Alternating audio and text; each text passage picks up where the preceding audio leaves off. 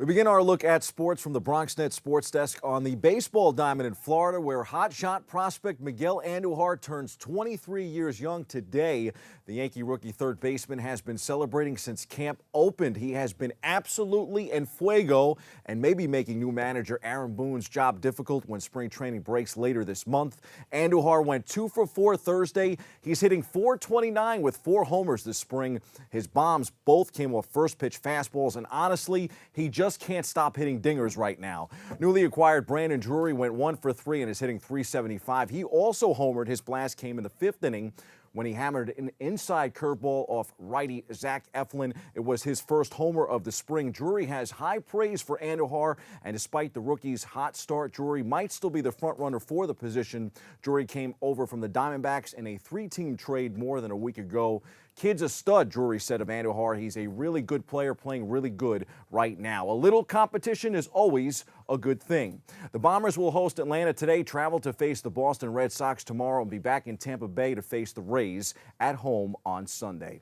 In other Yankee news, Clint Frazier is getting over a mild concussion. The Pinstripers are experimenting with Jacoby Ellsbury in left field, and Gary Sanchez and Aaron Judge are locked in a potential competition for the number 2 spot in the batting order. Sanchez hit a mammoth home run earlier this week that I still think has not landed. Speaking of home runs, NFL quarterback Russell Wilson has looked comfortable in Yankee camp. On the first day of spring training, he hit 6 home runs in batting practice. I wonder if the Seattle signal caller would ever consider making a move to baseball. I think if he dedicated his time to America's pastime, he would likely be as successful on the diamond as he has been on the gridiron.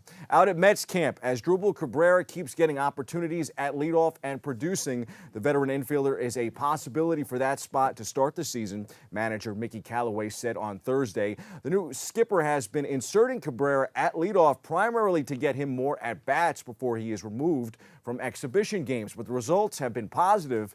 Cabrera is 4 for 7, hitting .571 overall this spring from the leadoff spot. Brandon Nimmo, Jose Reyes, and Todd Frazier are among the other candidates to bat leadoff. The Mets are home in Port St. Lucie for Washington today.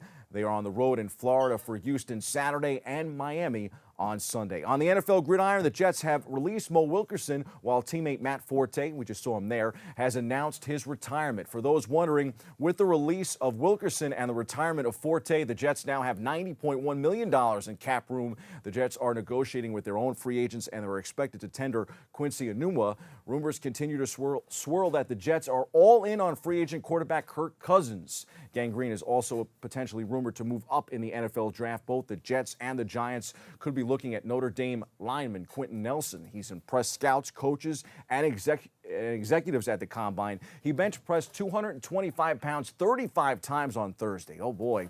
Nelson, who is from New Jersey, is also viewed as the best offensive lineman in this year's draft and someone who could be a plug-and-play starter as a rookie. The Jets are a logical destination for Nelson if they sign Cousins in free agency, removing themselves from the quarterback derby in the NFL draft. The New York Rangers will be turning to the draft this year. The Broadway Blue Shirts face an unfamiliar challenge after stockpiling picks for the June draft, maximizing a franchise record 10 selections, including 3 in the first round. For the Rangers, they dealt Rick Nash, Captain Ryan McDonough, and fellow standout JT Miller before the trade deadline. Nash went to Boston. Here in the Big Apple, plans to overhaul the aging core of a roster that helped New York make the playoffs in each of the previous 7 seasons, including the team that lost the 2014 Stanley Cup Final in 5 games to the LA Kings. New York is slipping out of playoff contention with a 6-17 record in the past 23 games since January 7th. Despite snapping a 7-game slide Wednesday in overtime,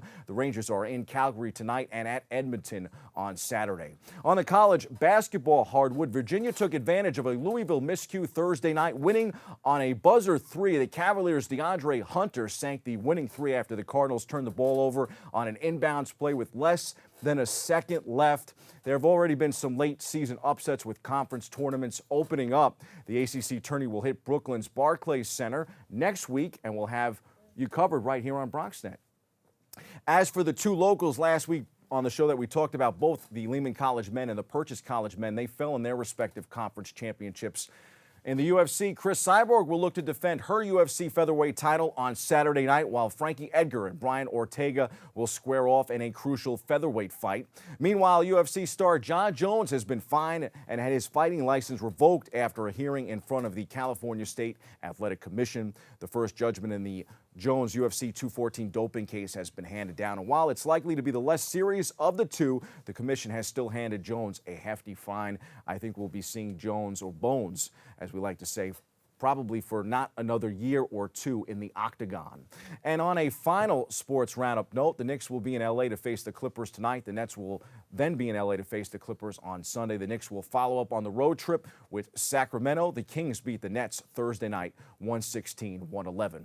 Those are the headlines. We hit the C-list for the Bronx boy that should either be a Jet or a Giant this April.